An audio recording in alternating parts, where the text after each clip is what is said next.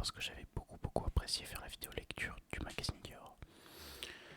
Mais cette fois c'est tout simplement mon livre préféré, Jules Verne, l'île mystérieuse, l'île mystérieuse de Jules Verne. Alors, dans cette première vidéo, je vais tout simplement vous lire les premiers chapitres. Je pense les deux premiers chapitres, ou les trois premiers. Ça dépend du temps que ça me prend. C'est un livre que j'adore, que j'ai lu vraiment beaucoup de fois, et dont je ne me lasse pas. Je m'en lasse pas. Il n'y a pas d'image dans le livre du coup. Je je vous montrerai pas les pages, mais le livre est comme ça. Et il a tout simplement 279 pages. 279, 280 pages. 280 pages. Alors sans plus tarder, je vais commencer, mais avant que vous vous endormiez, n'hésitez pas à vous abonner à cette chaîne si voilà, vous aimez bien le contenu que je fais, à commenter. J'essaie de répondre à tous les commentaires et à me dire si ça vous intéresse l'idée que je continue de tout simplement lire L'île mystérieuse de Jules Verne ou d'autres livres. J'ai plein d'autres livres de Jules Verne, mais déjà celle-ci. Alors oui, à liker, à vous abonner, à activer la cloche. On est presque aux 200 abonnés déjà. Franchement, merci beaucoup, vous êtes les meilleurs. Les meilleurs. 200 abonnés, c'est une dinguerie. Donc voilà, sans plus tarder, L'île mystérieuse de Jules Verne. Première partie.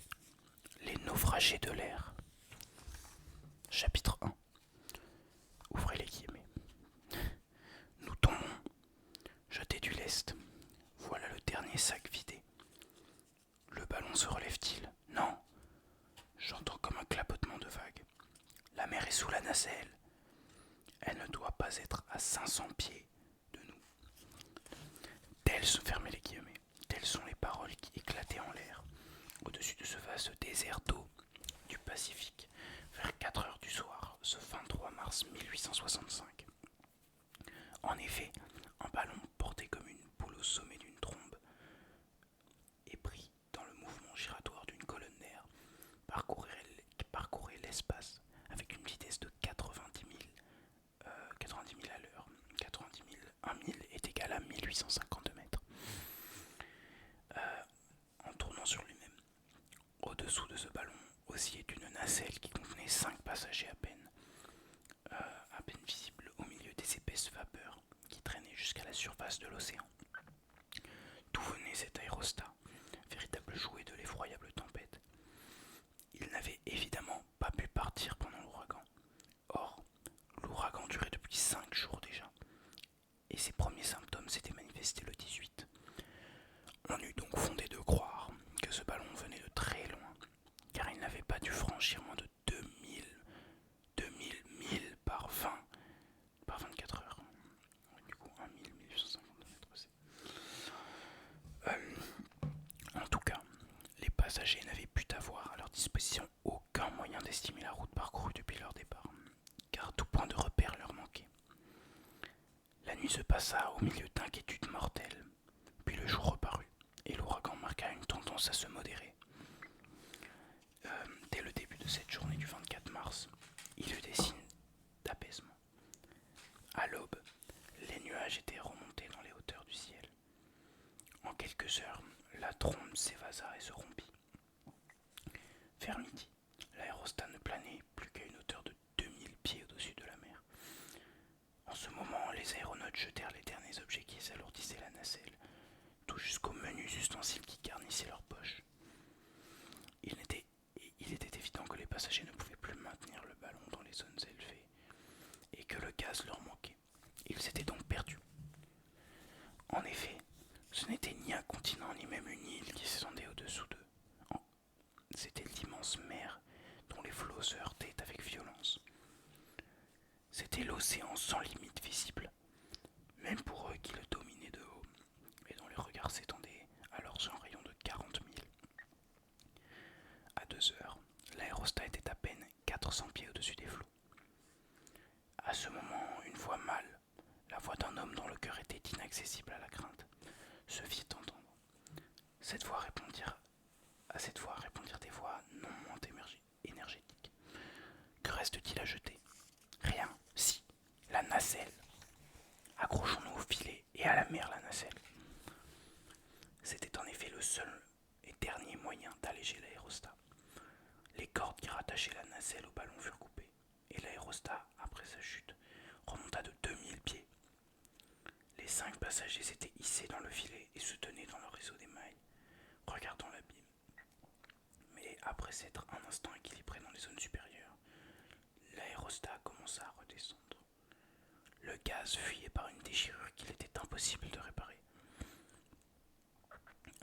Un aboiement sonore se fit entendre. Un chien accompagnait les fugitifs et se tenait accroché près de son maître dans les mailles du filet. Top a vu quelque chose, s'écria l'un des passagers. Puis, aussitôt, une voix forte se fit entendre. Terre, terre. Le ballon que le vent ne cessait d'entraîner vers le sud-ouest avait depuis l'aube franchi une distance considérable, et une terre assez élevée venait en effet d'apparaître dans cette direction. Mais cette terre se trouvait encore à 30 milles sous le vent. Il ne fallait pas moins d'une grande heure pour l'atteindre, et encore à condition de ne pas dériver. 1 heure. Or, à 4 heures, il était visible que le ballon ne pouvait plus se soutenir. Il rasait la surface de la mer. 1 heure et une demi-heure plus tard, la terre n'était plus qu'à 1 mille. Mais le ballon, épuisé flasque, distendu, ne conservait plus de gaz que dans sa partie supérieure. Les passagers accrochés au filet pesaient encore trop lourd pour lui. Et bientôt, ils furent battus par des lames furieuses. Je suis désolé, faut que je me...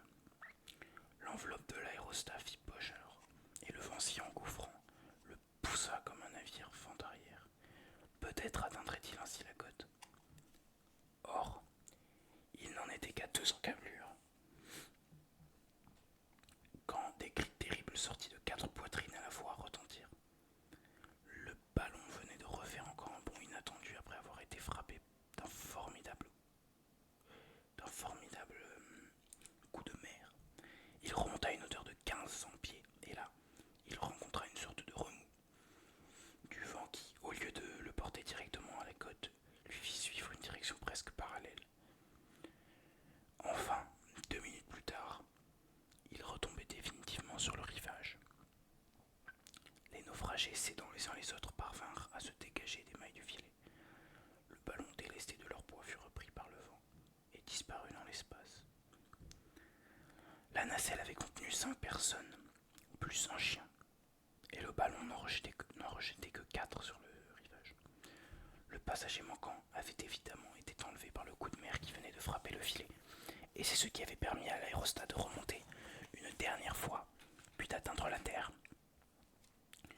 À peine les 4 naufragés avaient-ils pris pied sur le sol que tous songeant à l'absence s'écriaient. Il essaie peut-être d'aborder la nage, sauvons-le, sauvons-le. Ce n'étaient ni des aéronautes, ni de profession, ni des amateurs d'expédition aérienne que l'ouragan venait de jeter sur cette côte. C'étaient des prisonniers de guerre que leur audace avait poussé à s'enfuir dans des circonstances extraordinaires. Cette même année, au mois de février 1865, dans un de ces coups de main que tenta le général Grant pour s'emparer de Richmond, plusieurs de ses officiers tombèrent au pouvoir de l'ennemi et furent internés dans la ville. L'un des plus distingués appartenait à l'état-major fédéral et se nommait Cyrus Smith.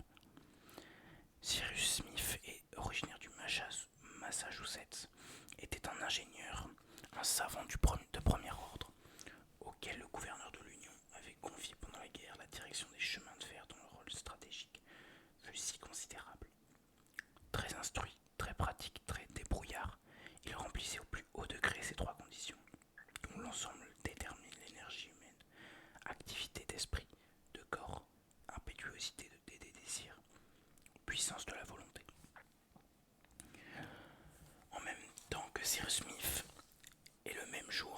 personnage important tombait au poing des sudistes.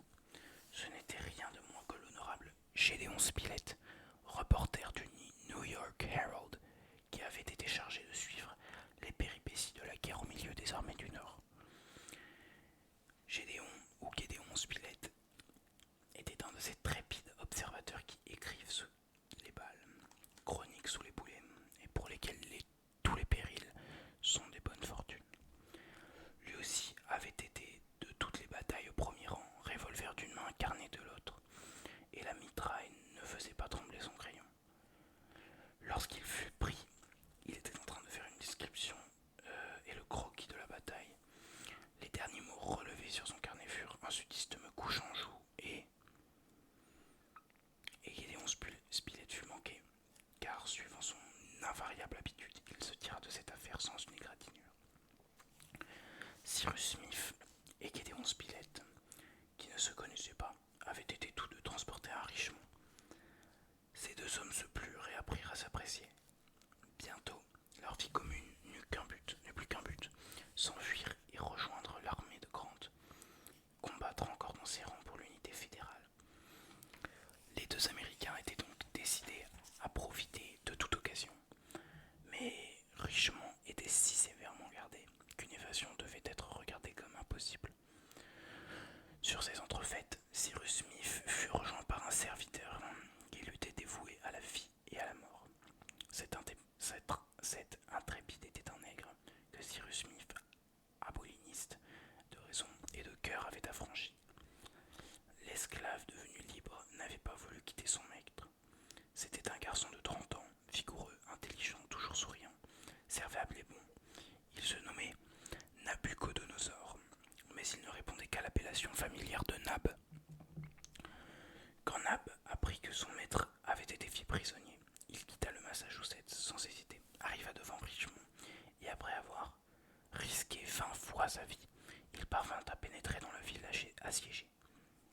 Cependant, le siège continuait, et si les prisonniers avaient hâte de s'échapper, certains assiégés avaient non moins hâte de s'enfuir afin de rejoindre l'armée séparatiste. Et parmi eux, un certain Jonathan Foster, sudiste enragé. Ce Jonathan Foster eut alors l'idée de s'enlever en ballon afin de traverser les lignes assiégeantes et d'arriver ainsi au camp des séparatistes. Un aérostat fut fabriqué et mis à la disposition de Jonathan Foster, que 5 de ses compagnons devaient suivre dans les airs. Ils étaient munis d'armes et de vivres. Le départ du ballon avait été fixé au 18 mars. Il devait s'effectuer pendant la nuit et avec un vent de nord-ouest de moyenne force. Les aéronautes comptaient en quelques heures arriver au quartier général de Lee. Mais ce vent du nord-ouest ne fut point une simple brise. Dès le 18, on put voir qu'il tournait à l'ouragan. Bientôt, la tempête devint telle que le départ de Forster lui-même dut être différé. Le ballon gonflé sur la grande place de Richmond était donc là, prêt à partir à la première accalmie. Le 18, le 19 mars se passèrent sans aucun changement, sans qu'aucun changement se produisit dans la tourmente. Au matin du 20, l'ouragan se développait encore avec plus d'impétuosité. Le départ était impossible. Ce jour-là, l'ingénieur Cyrus Smith fut accosté dans une des rues de Richmond par un homme qu'il ne connaissait point. C'était un marin nommé Pencroff, âgé de 35 à 45 ans. Vigoureusement bâti, très hâlé, les yeux vifs et clignotants, mais avec une bonne figure, Pencroff avait couru toutes les mers du globe. Inutile de dire que c'était une nature entreprenante, prête à tout pour oser et qui ne pouvait s'étonner de rien. Pencroff, au commencement de cette année, s'était rendu pour affaire à Richmond avec un jeune garçon de 15 ans, Harbert Brown du New Jersey, fils de son capitaine. Un orphelin qu'il aimait comme si c'eût été son propre enfant. N'ayant pu quitter la ville avant les premières opérations du siège, il s'y trouva donc bloqué et n'eut plus aussi lui qu'une idée: s'enfuir par l'ingénieur Cyrus Smith.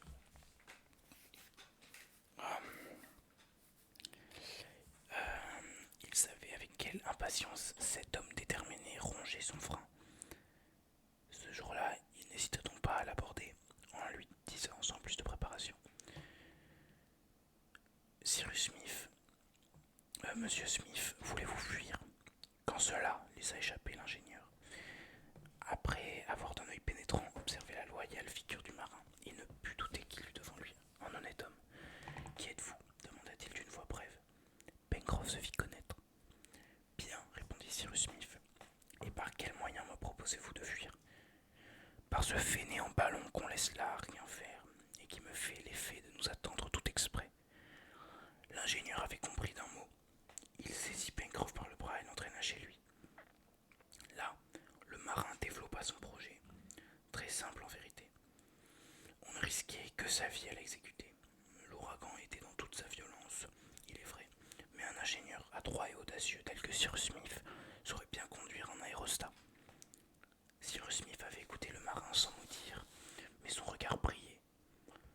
Le projet n'était que très dangereux, donc il était exécutable la nuit. Ah non, exécutable. La nuit, malgré la surveillance, on pouvait aborder le ballon, se glisser dans la nacelle, puis couper les liens qui le retenaient. Ouais.